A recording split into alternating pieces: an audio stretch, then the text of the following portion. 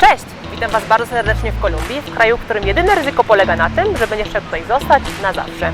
Poznajcie ze mną ten kraj tysiąca kolorów i najszczęśliwszych ludzi na świecie.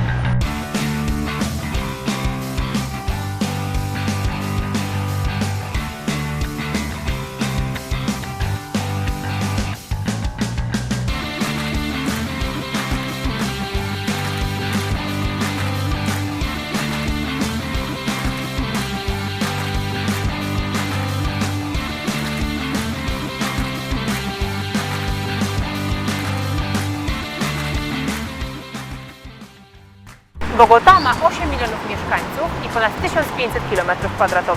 Nie sposób jest jej poznać w ciągu jednego dnia, niemniej jednak specjalnie dla Was przygotowaliśmy Bogotę w pigułce, a więc 4 najciekawsze rzeczy, które powinniście zobaczyć tutaj w Bogocie, kiedy macie do dyspozycji jeden dzień.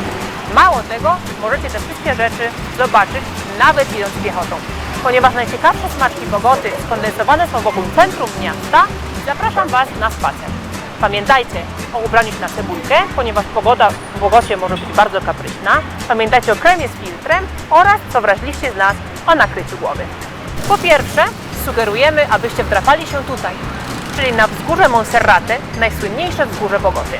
Stamtąd widać przepiękną panoramę na miasto oraz widać jak dokładnie jak rozległa jest Bogota.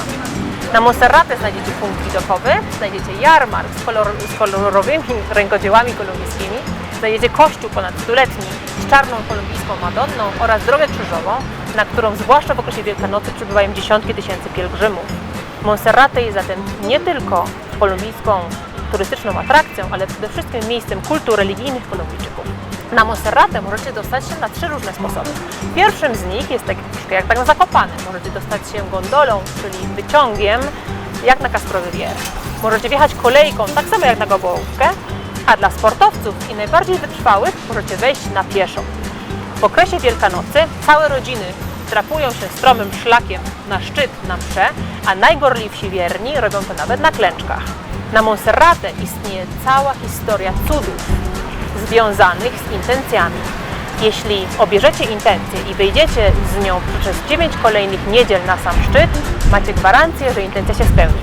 Przesądni Kolumbijczycy, a musicie wiedzieć, że Kolumbijczycy z natury są przesądni, uważają, że nie wolno wejść na Monserrate z narzeczoną albo z narzeczonym, ponieważ wtedy na pewno jedno albo drugie ucieknie.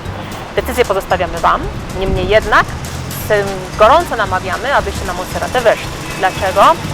Zwłaszcza namawiamy Was, abyście weszli na Monserrate w godzinach popołudniowych. W Kolumbii ze względu na bliskość równika dzień trwa zawsze między 6 rano a 6 wieczorem. Dlatego jeśli wejdziecie na Monserrate około 16, możecie zostać aż do zmroku i wtedy zobaczycie przepiękną panoramę grę światła na zachodzącego słońca nad Bogotą. Po drugie, koniecznie podczas Waszego pobytu w Bogocie powinniście przejść się uliczkami Candelarii. Te romantyczne uliczki skrywają w sobie wiele tajemnic. Przede wszystkim nie sposób nie zakochać się w tych zdobionych balkonach, masywnych drewnianych drzwiach oraz przepięknych patiach.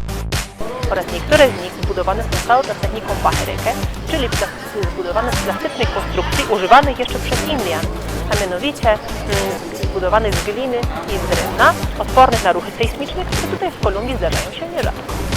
Spacer zacznijcie od Chorro Quevedo, a mianowicie miejsca placyku, niepozornego placyku, w którym Gonzalo Jiménez de Quesada założył osadę.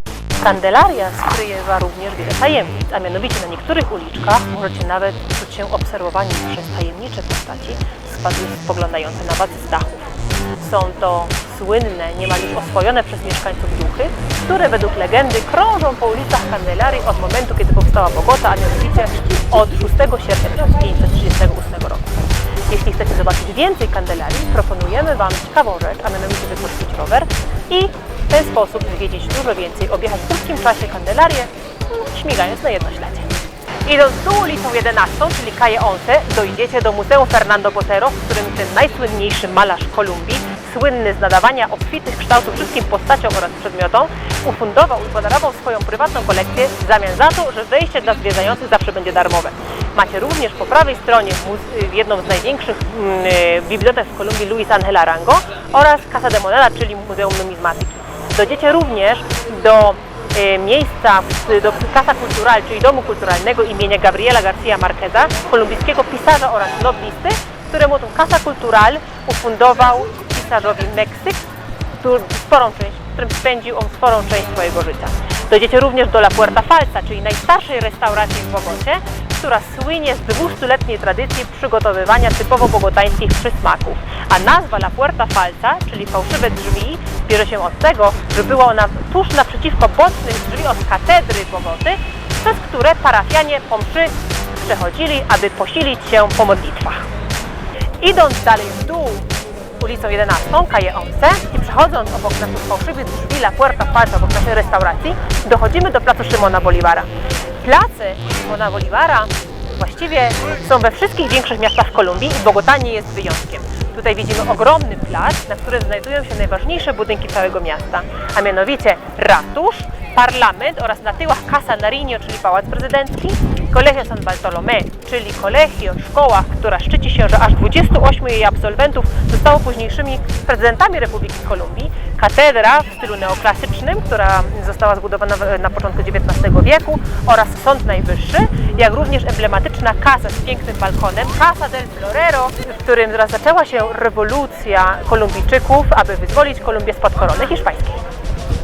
Czy wiecie, że największe muzeum złota na świecie znajduje się właśnie w Bogocie?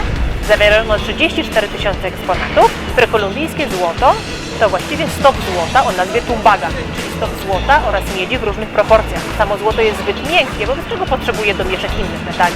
Samo złoto nie miało żadnej wartości materialnej dla prekolumbijskich Indian, a tylko symboliczną i religijną, i używane było do religijnych ceremonii. Złoto symbolizowało pierwiastek męski oraz było ono siłą stworzenia oraz symbolizowało Boga Ojca Słońca. Natomiast miedź, platyna oraz srebro były pierwiastkami żeńskimi.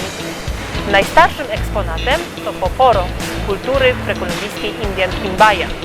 Jest to zarazem pierwszy eksponat i rozpoczął całą kolekcję w 1939 roku. Poporo to naczynie, które używano do religijnych ceremonii. Dane w Muzeum Złota przedmioty to przedmioty, które odzwierciedlają kosmogonię oraz strukturę społecznościową Indian, a mianowicie najważniejszymi osobami, które były w tych społecznościach, to lider społecznościowy kacyk oraz lider religijny, czyli szaman. Po całym dniu zwiedzania zasłużyliśmy sobie na filiżankę przepysznej kolumbijskiej kawy, która jest najlepsza na świecie. Jeśli interesuje Was Kolumbia i chcecie zobaczyć więcej, albo poruszyć jakiś specyficzny temat, meldujcie się i subskrybujcie. Z mojej strony to na razie wszystko na dziś. Dziękuję Wam bardzo za uwagę, do zobaczenia.